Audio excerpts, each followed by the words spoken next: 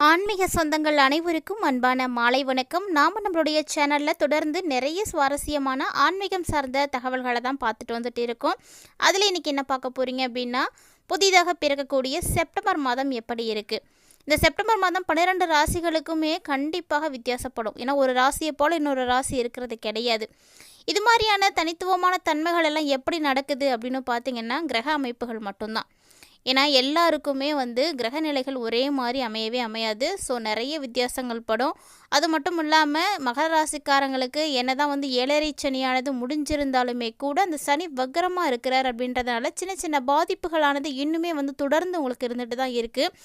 இருந்தாலும் வரக்கூடிய செப்டம்பர் மாதம் உங்களுக்கு எப்படி இருக்குது, என்ன விஷயங்கள்லாம் அடுத்து நல்லபடியாக நடக்க இருக்குது, என்ன மாதிரியான விஷயங்கள் நீங்கள் செய்யலாம் செய்யக்கூடாது அப்படின்றத பற்றியெல்லாம் தொடர்ந்து பார்த்து தெரிஞ்சுக்கலாம்.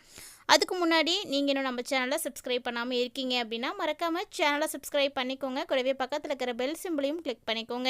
அப்போ தான் நாங்கள் போடக்கூடிய வீடியோக்கள் எல்லாமே உங்களுக்கு நோட்டிஃபிகேஷனாக உடனுக்குடன் வந்தடையும். நீங்களும் பார்த்து பயன்பெறலாம். வாங்க வீடியோக்குள்ளே போகலாம். மனிதர்களுடைய வாழ்க்கையில் நல்லது கெட்டது அப்படின்றது கண்டிப்பாக நிறைந்திருக்கும். அதுலேயும் பார்த்தீங்கன்னா ஒரு சிலருக்கு நிறைய விஷயங்கள் நல்லதாகவே நடந்துகிட்டு இருக்கும். ஒரு சிலருக்கு பார்த்தீங்கன்னா என்ன செஞ்சாலும் அது நல்லாவே இருக்கவே இருக்காது. இதுக்கெல்லாம் காரணமாக பார்த்தீங்கன்னா அவங்களுடைய சுய ஜாதகத்தை நம்ம பரிசோதிக்கிறது தான் ரொம்ப நல்லது. ஏன்னா பொதுவான பலன்களை நம்ம எல்லா இதுலேயும் பார்த்துட்டு இருந்தாலுமே கூட அவங்களுடைய சுய ஜாதகம் அப்படின்னு ஒன்று இருக்கும். அதை வச்சு பார்க்கும் பொழுது தான் நிறைய விஷயங்களை நம்மளால் தெரிஞ்சிக்க முடியும். ஏன்னா எல்லாருக்கும் எல்லாமே ஒரே மாதிரி இருக்கும்லாம் சொல்லவே முடியாது.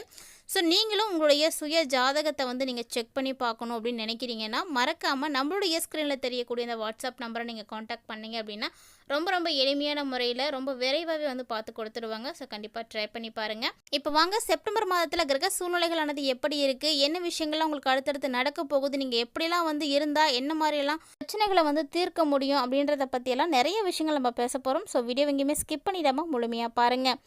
செப்டம்பர் மாதத்தை பொறுத்த வரைக்கும் உங்களுக்கு ரொம்ப அற்புதமாகவே இருக்குது அப்படின்னே சொல்லலாம். ஏன்னா வருடக்கோள்களில் முக்கியமானது அப்படின்னா சனி பகவான் தான்.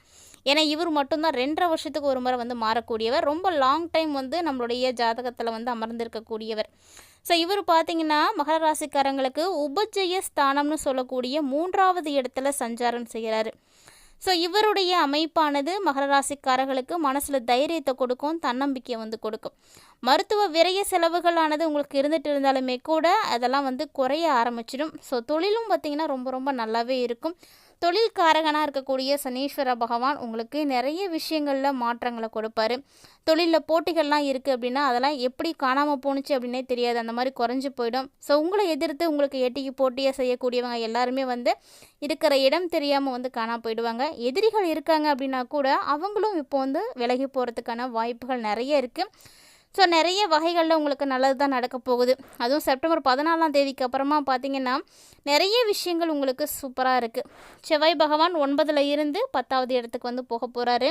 அதனால் தொழில் வியாபாரத்தில் நிச்சயம் முன்னேற்றம் இருக்கும். ஸோ தொழில் செய்யக்கூடியவங்களாம் கவலைப்பட வேண்டாம்.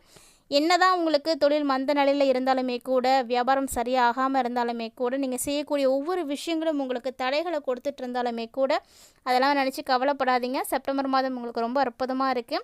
அதோடு பார்த்தீங்கன்னா வெளியூர் பயணங்கள் நீங்கள் போகணும் அப்படின்னு நினைக்கிறீங்க அப்படின்னா கூட கண்டிப்பாக போக முடியும். அதோடு இந்த வெளியூர் பயணங்கள் பார்த்தீங்கன்னா உங்களுக்கு மிகப்பெரிய மகிழ்ச்சிகளை மட்டுமே ஏற்படுத்தி கொடுக்குற மாதிரி தான் இருக்குது. ஸோ நீங்கள் எதுக்காகவும் தயங்க தேவையே கிடையாது. மேலும் பார்த்தீங்கன்னா இந்த மாதத்தில் செப்டம்பர் 15ஆம் தேதி வரைக்குமே சுக்கிர பகவான் 7வது இடத்துல தான் இருக்க போகிறாரு. ஸோ 7வது இடத்துல இருக்கக்கூடிய சுக்கிரன் எப்படி இருக்கிறாரு அப்படின்னு பார்த்தீங்கன்னா பலவீனமாக இருக்கிறாரு. ஸோ பலமாக இருந்தாருன்னா பரவாயில்ல, பலவீனமாக இருக்கிறாரு. அதுவும் இல்லாமல் இவர் 8வது இடத்துக்கு போகும் பொழுது தான் பலம் பெறுவார். ஸோ அதனால் இந்த டைமில் கொஞ்சம் என்ன பண்ணுவீங்கன்னா உங்களுக்கு ஏற்ற இறக்கம் ரெண்டுமே கலந்து இருக்கும். சுக்கிர பகவான் பலவீனமாக இருக்கும் பொழுது உங்களுக்கு ஒரு சில பிரச்சனைகளும், சுக்கிரன் பலம் பெறும் பொழுது மிகப்பெரிய நன்மைகளும் நடக்கும்.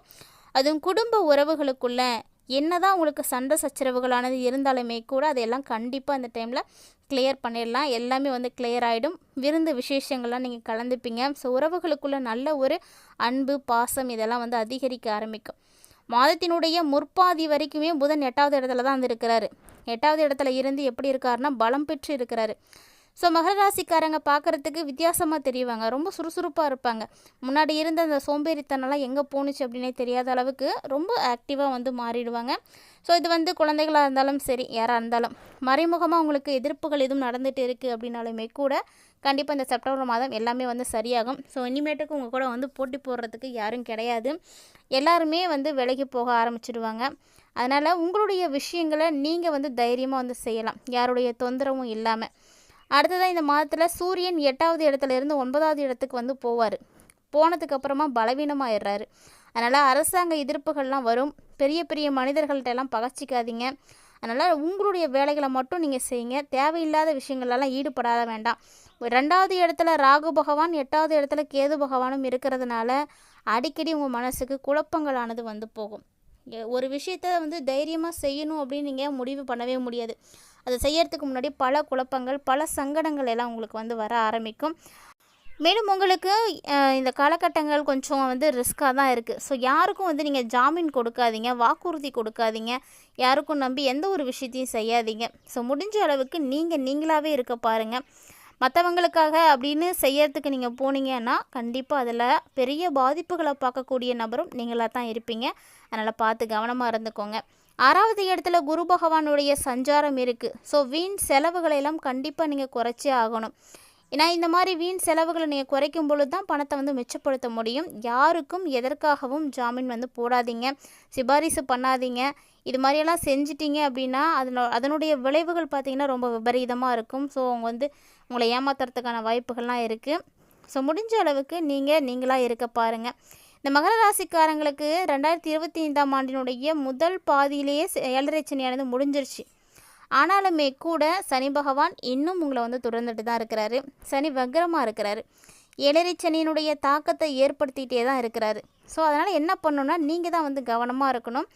அதே போல் குரு பகவானும் சாதகமில்லாத ஒரு இடத்துல வந்து இருக்கிறாரு. ஸோ குருவினுடைய சாதகமில்லாத நிலையானது மகர ராசிக்காரர்களுக்கு பல விஷயங்களில் ஏற்ற இறக்கங்களை வந்து ஏற்படுத்தி கொடுக்கும். நிறைய நெருக்கடிகளை பார்க்குற மாதிரி இருக்கும். என்னதான் உங்களுக்கு எல்லாமே கிளியர் ஆகிடுச்சு, இனிமேட்டுக்கு பிரச்சனைகள் எதுவும் இல்லை அப்படின்னு சொல்லிக்கிட்டு வேணால் இருக்கலாம். ஆனால் பிரச்சனைகளை அனுபவிக்கக்கூடியவர்களுக்கு கண்டிப்பாக தெரியும் இன்னும் அது உங்களை தொடர்ந்து கொண்டே தான் இருக்குது அப்படின்றத. ஸோ நிறைய பேர் பார்த்திங்கன்னா மகர ராசி வந்து சனி பகவான்கிட்ட இருந்து தப்பிச்சிட்டாங்க, இனி எந்த பிரச்சனையும் இல்லை அப்படின்னு தான் எல்லாரும் சொல்லிகிட்டு இருப்பாங்க. ஸோ அப்படிலாம் யார் சொல்கிறதையும் நம்பாதீங்க. நிறைய நெருக்கடிகள் உங்களுக்கு இன்னமும் இருந்துகிட்டு இருக்குது. அதுவும் மாத கோள்களுடைய கிரகங்கள் நல்ல பலன்களையும் ஒரு சில கிரகங்கள் நெருக்கடிகளையும் கொடுத்துட்டே இருக்குது. அதனால் உங்களுடைய நிலை எப்படி இருக்குன்னா மாறி மாறி வந்து ஏற்பட்டுகிட்டே தான் இருக்குது. 7.5 சனி முடிஞ்சிருச்சு அப்படின்னு உங்களால் முழுமையாக சந்தோஷப்படவே முடியல, அந்த அளவுக்கு இருக்குது. பெரும்பாலானோர் பார்த்திங்கன்னா இன்னுமே வந்து 7.5 சனி முடிஞ்சிருச்சு அப்படின்னு மகர ராசிக்காரங்க நம்பவே இல்லைங்க. ஏன்னா அந்த அளவுக்கு அவங்களுக்கு பாதிப்புகளானது தொடர்ந்துக்கிட்டே தான் இருக்குது அப்படின்னு தான் சொல்லணும்.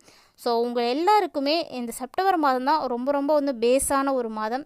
ஏன் அப்படி சொல்ல போகிறோன்னா இந்த 2025 முடியக்கூடிய ஒரு சூழ்நிலையில் நம்ம இருக்கோம். அதனால் இந்த செப்டம்பர் மாதத்துலேருந்து இன்னும் ஒரு 4 மாதத்துக்குள்ளே உங்களுக்கு நிறைய விஷயங்களில் மாற்றங்கள் வந்து கிடைக்க போகுது. அதுக்குரிய அடித்தளம் தான் இந்த செப்டம்பர் மாதத்தில் நீங்கள் வந்து எடுத்து வைக்க போகிறீங்க.